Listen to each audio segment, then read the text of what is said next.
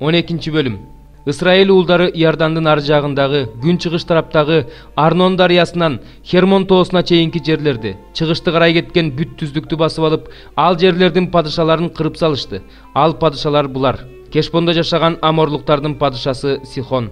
Ал Арнон дарыясынын жээгиндеги Ароерден тартып, дарыянын ортосунан тартып, амондуктардын чегарасы болгон Жабок дарыясына чейин Гилаттын жарымын, чыгыштагы Кинерет деңизине чейинки түздүктү, чыгыштагы Бейт Айешимотко карай кеткен жолдогу Туздуу деңиз деп аталган Түздүк деңизин, ал эми түштүктө Пизги тоосунун этегинде жаткан жерлерди ээлечү. Башан падышасы Ог. Ал Аштарот менен Эдрейде жашаган Репалыктардын акыркы тукуму эле. Ал Хермон менен Салха тоолорун жана Гешур менен Мааха чегине чейинки бүткүл Башан аймагын, Кешбон падышасы Сихондун чегине чейинки Гилаттын жарымын ээлечү. Теңирдин кулу Муса менен Ысрайыл уулдары аларды кырып салышты. Теңирдин кулу Муса ал жерлерди Рубейн, Гад урууларына жана Менашенин жарым уруусуна берди. Жашия менен Ысрайыл уулдары Иордандын берки бети болгон батыш жагындагы Лебанон өрөөнүндөгү Баал-Гадтан Сейирге чейин созулуп жаткан Халак тоолоруна чейинки жерлердин падышаларын кыйратышты. Тоолордо, ойдуң жерлерде, түздүктөрдө, тоо этектеринде, чөлдө, түштүктө жашаган хеттиктердин, аморлуктардын, канаандыктардын, периздиктердин, хибиликтердин жана жебустуктардын жерлерин Жашия Ысрайыл урууларына бөлүнүшү боюнча мурас кылып бөлүп берген. Жашия менен Ысрайыл уулдары кыйраткан падышалар булар: Жерихонун падышасы, Бейтелдин жанындагы Айдын падышасы, Иерусалимдин падышасы, Хеброндун падышасы, Жармуттун падышасы, Лакиштин падышасы, Эглондун падышасы, Гезердин падышасы, Дебирдин падышасы, Гедердин падышасы, Хорманын падышасы, Араттын падышасы, Либнанын падышасы, Адуламдын падышасы, Макеттин падышасы, Бейтелдин падышасы, Тапуахтын падышасы, Хейпердин падышасы, Апейиктин падышасы, Шарондун падышасы, Мадондун падышасы, Хатсордун падышасы, Шимрон-Мерондун падышасы, Акшаптын падышасы, Таанактын падышасы, Мегидонун падышасы, Кедештин падышасы, Кармелдин жанындагы Жокнеямдын падышасы, Нападдордун жанындагы Доранын падышасы, Гилгалдагы Гоимдин падышасы, Тирсанын падышасы, бардыгы 31 падыша. 13 бөлүм. Жашия аябай каарып калган кезде Теңир мындай деди: Сен аябай каарыдың, бирок ээлеп ала турган жерлер али өтө көп.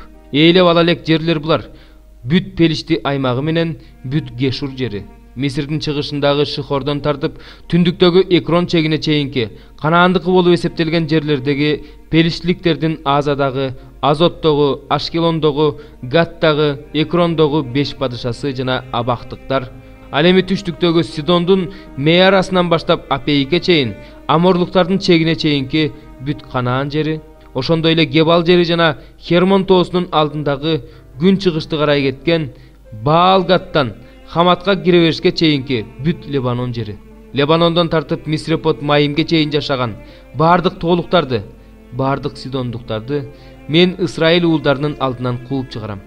Мен сага буйругандай ал жерди Ысрайылга мурас кылып бөлүп бер. Бул жерди 9 урууга жана Менашенин жарым уруусуна бөл. Ал эми Рубейн, Гад уруулары Менаше уруусунун экинчи жарымы Теңирдин кулу Мусанын бөлүп бергени боюнча Иордандын ар жагындагы чыгышты карай кеткен жерлерден өз үлүштөрүн алышты. Арнон дарыясынын жээгиндеги Ароерден тартып өзөндүн ортосундагы шаар менен Дибонго чейинки бүт Мейдеба түздүгүн, ошондой эле Кешбондо бийлик кылган аморлуктардын падышасы Сихондун амондуктардын чегараларына чейинки бардык шаарларын, ошондой эле Гилатты жана Гешур менен Мааха аймагын жана Хермондун бардык тоолору менен Салхага чейинки бүт Башан аймагын, Аштарот менен Эдрейде бийлик кылган Башан падышасы Огтун бүт аймагын алышты. Ог болсо Муса талкалап кууп чыккан Репалыктардан жалгыз калган. Бирок Ысрайыл уулдары Гешур менен Мааханын тургундарын кууп чыгышкан жок. Гешур менен Мааханын тургундары бүгүнкү күнгө чейин ысрайылдыктардын арасында жашашат. Бир гана Леби уруусуна ал үлүш бөлүп берген жок. Теңир ага айткандай, ысрайылдыктардын кудайына чалынган курмандыктар алардын үлүшү. Рубейн уулдардан тараган ар бир үй бүлөгө Муса үлүш бөлүп берген. Алардын чеги Арнон дарыясынын жээгиндеги Ароер, өрөөндүн ортосундагы шаар жана Мейдебанын алдындагы бүт түздүк болду. Кешпон аймагы жана түздүктөгү ага караштуу бардык шаарлар Дибон, Бамот-Баал, Бейт-Баал Мейон, Жаас, Кедемот жана Мейпат, Киреятайым, Сыбма жана Эймек тоосундагы Серет Ашахар, Бейт-Пейор жана Пизги тоосунун этегиндеги жерлер менен Бейт-Айешимот. Түздүктөгү бардык шаарлар, Кешпондо бийлик кылган аморлуктардын падышасы Сихондун жерлери, Муса аны ошондой эле Мидиан жол башчылары Эбини, Рекемди, Сурду, Хурду, Ребаны, ал жерлерде жашаган Сихондун төрөлөрүн өлтүргөн. Исраил уулдарынын кылычынан өлгөндөрдүн ичинде Бейордун уулу көзү ачык Билам да бар эле. Рубейн уулдарынын чек арасы Иордан болгон. Рубейн уулдарына тараган үй-бүлөлөргө берилген үлүш, шаарлар менен айыл кыштактар ушулар. Муса ошондой эле Гат уруусуна Гат уулдарынан тараган үй-бүлөлөргө үлүш берген. Алардын үлүшү Жазер жана бардык Гилат шаарлары менен Рабенин алдындагы Амон уулдарынын Ароерге чейинки жеринин жарымы. Кешпондон тартып Рамат Миспе менен Бетонимге чейин, Маханаимден тартып Дебир чегине чейинки жерлер. Ошондой эле Бейт Арам өрөөнү менен Бейт Нимра, Суккот жана Сапан өрөөндөрү, Кешпон падышасы Сихондун калган жери, анын үлүшү Иордандын чыгышындагы Кинерет деңизине чейинки жерлер эле. Гат уулдардан тараган үй-бүлөлөрдүн үлүшүнө берилген шаарлар менен айыл кыштактар ушулар. Муса Менашенин жарым уруусуна да үлүш берген. Менашенин жарым уруусундагы ар бир үй-бүлөгө үлүш бөлүп берген. Алардын жери Маханаимден тартып бүт Башан аймагы. Башан падышасы Октун бүт падышачылыгы, Жайырдын Башандагы бардык шаарчалары, бардыгы болуп 60 шаар. Гилаттын жарымы, Аштарот жана Эдрей шаарлары, Башан падышасы Октун карамагындагы шаарлар Менашенин уулу Махирдин уулдарынын жарымына бөлүнгөн. Иордандын аркы өзүнөн чыгышка карай кеткен Жерихонун каршысындагы Маап түздүгүнөн Муса берген үлүштөр ушулар. Бирок Муса Леби уруусуна үлүш бөлгөн эмес. Теңир аларга айткандай, алардын үлүшү ысрайылдыктардын Кудай Теңири өзү. 144 забур. Өзүңдү даңазалайм, Теңирим, Кудайым, падышам. Сенин ысымыңды түбөлүккө даңктайм. Сени күн сайын даңктайм. Сенин ысымыңды түбөлүккө мактайм. Теңир улуу жана мактоого татыктуу. Анын улуулугу акыл жеткис. Бир муунга сенин иштериңди мактайт. Сенин зор күчүңдү жарыя кылат. Ал эми мен болсо сенин улуулугуңдун зор даңкы жөнүндө жана сенин укмуштуу иштериң жөнүндө ойлоном. Сенин коркунучтуу иштериңдин күчү жөнүндө айтышат. Мен да сенин улуулугуңду жарыя кылам. Сенин улуу ырайымыңдын унутулгус иштерин жарыя кылышат. Сенин чындыгыңды даңкта бырдашат. Теңир кеңпейил жана кайрымдуу, абдан чыдамдуу жана абдан ырайымдуу. Теңир бардыгына ырайымдуу, анын кеңпейилдиги бардык иштеринен көрүнүп турат. Теңирим, өзүңдүн бардык иштериң өзүңдү даңктасын, сени өзүңдүн ыйыктарың даңкташсын. Сенин падышачылыгыңдын даңкы жөнүндө сөз таратышсын, сенин кубатың жөнүндө айтышсын. Адам баласы сенин кубатыңды жана сенин падышалыгыңдын даңктуу улуулугун билсин.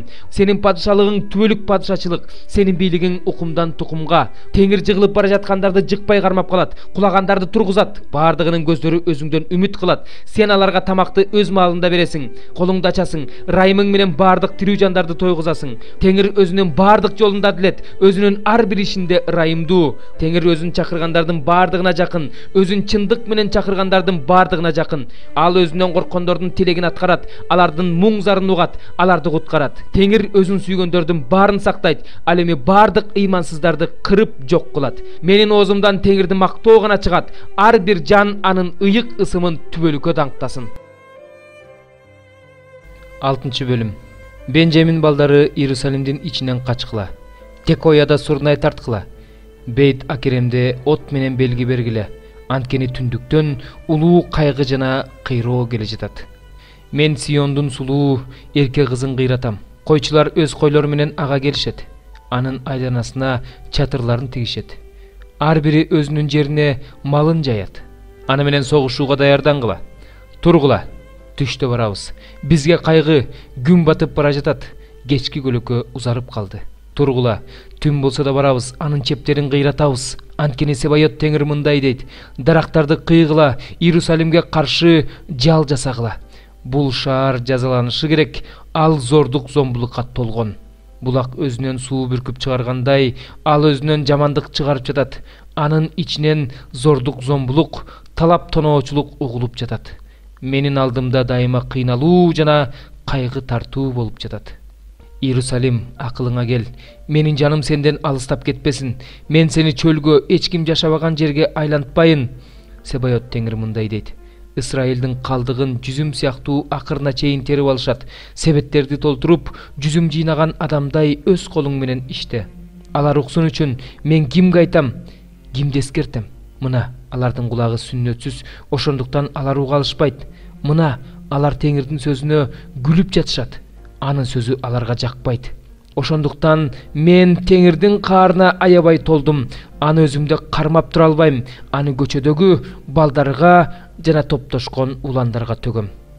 Аялы менен күйөөсү улгайып калганы менен каарлыгы жеткени олжого кетет.